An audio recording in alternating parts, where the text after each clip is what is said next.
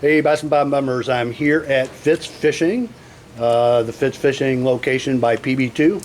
I'm here with, we call him Bass and Rob, but Today is Crappie Rob. Today is Crappie Rob. Rob's done a lot of crappie fishing on Lake of the Ozarks.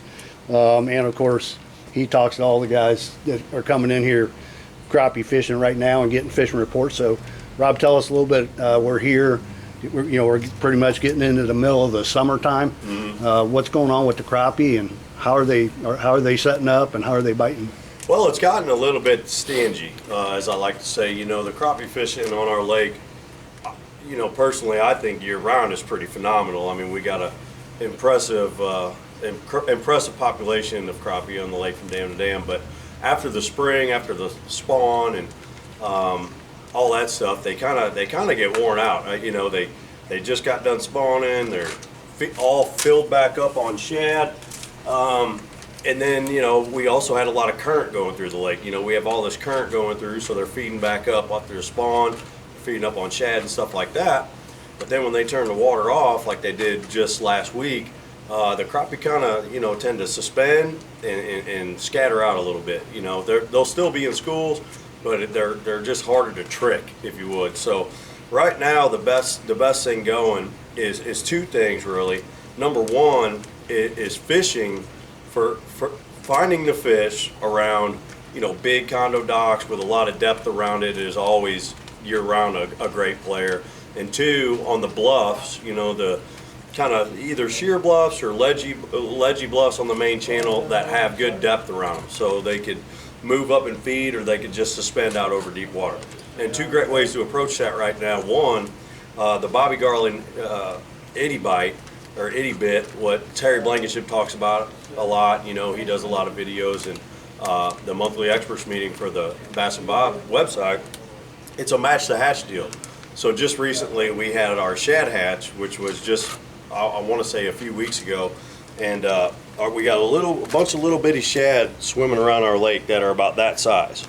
So it's a match the hatch deal. Terry was telling me about a trip he had the other day where they were throwing the Bobby Garland baby shad, which, as you can see, if I'm getting that in there right, is a lot bigger, this one is, than this one. But the shad right now that they're feeding up on is this size. So he wasn't doing that well on this side, and as soon as he went to the itty bit, it was lights out. He's had days where he's just cow killing them on this match the hatch deal. So make sure you got your itty bites. I got a bunch of them in stock here. You'll need a smaller hook. We use anywhere from a 32nd to a 64th. Right now I got a bunch of 32nd out hooks, which still kind of swallow that bait just a little bit, but it'll get the job done. Your best bet is to use like a 48th or a 68th, and right now at Fitz 1, they actually got the itty bite hook in stock over there. I just ran out, but I should have some back any day now. So fishing that bait around these, bigger docks or isolated docks on the main channel, your marina docks, brush piles, you could catch them in 15, 20-foot brush. I recommend probably more the 20-foot brush and 25-foot brush than the 15. It's just a lot cooler down there for the fish. The fish are not liking this 105-degree weather that we got right now. So you definitely want to pick out your shade, deep brush, and bluffs, places where they can get down to these depths that are a lot cooler. Another great bait that a lot of people do in the summertime is the Bandit 300. It is definitely trolling season. This is basically a trolling bait. You get it behind your boat and troll it.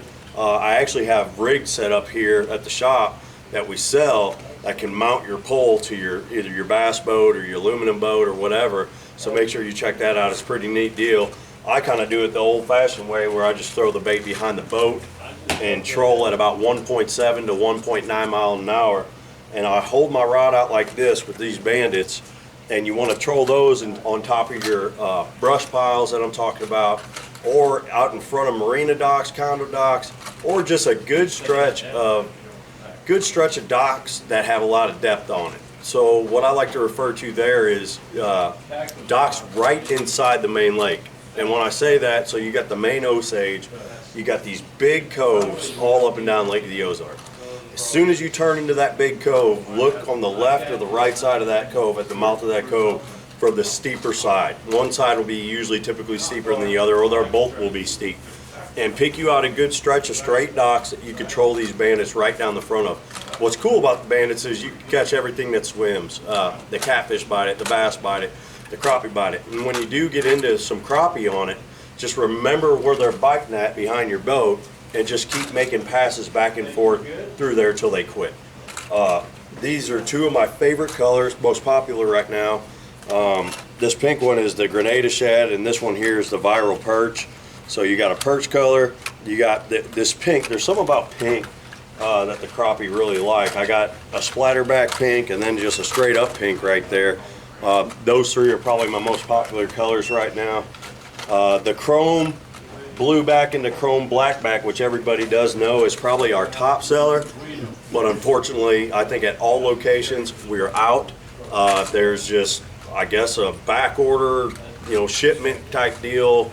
We've all dealt with it in the last several years of getting a certain product, and it's just taking longer to manufacture, or I personally don't know what the problem is, but I look for them to come in any day. We got a lot of those coming in. But right now, if I don't have my chrome blackback, that viral perch, and that that Grenada shad are really good. And to be quite frank, I think any one of them will work if you get into the right spot of fish. They're gonna grab on any one of those. Color, I think, is a lot of it. We give them too much credit. It's all right here.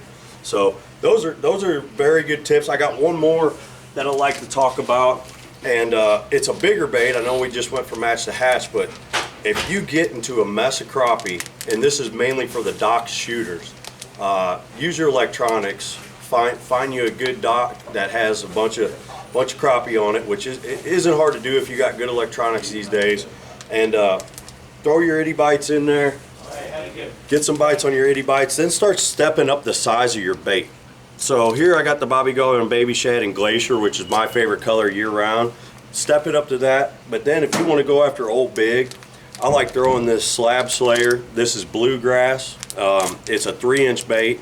You might as well throw that in there. You don't know what's going to happen. That being said, the middy bites are catching a lot of big fish right now because they're feeding in on those little shad. But this bait right here skips really well, and you can slide it back into those holes really good when you're dock shooting. So these are my two main dock shooting weapons that I got right here.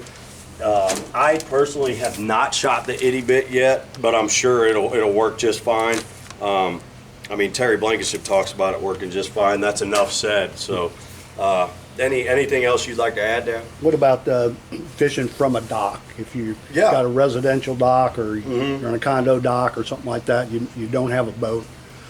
Yeah, that's a great question. So I always hope when I ask somebody if they're fishing from a dock that they say they're on a marina dock or a condo dock, just for their purpose. Because you just got so much more cover, so much more area to cover, and so much more shade. So if you're fishing from a merino dock or a condo dock, what I always recommend is walking out about halfway up that dock. And once you get about halfway up that dock, you start dropping vertically in all the dark corners of the dock where the walkway meets the slip. So right there where that walkway meets the slip, you drop in those corners, right down there, and drop it honestly as deep as you can, really. I like to see at least 20 to 25 foot down there, 15 at the least, and that way you could drop it down. I like to do it to about 30 to 40 foot sometimes, and I'll get it. I'm not saying they'll all be down there, but I get it down there and then I just reel it up really slow. Molassously slow. And then if you do that in all those dark corners from halfway up that dock to towards the end where it's the deepest, you'll find them fish somewhere in there.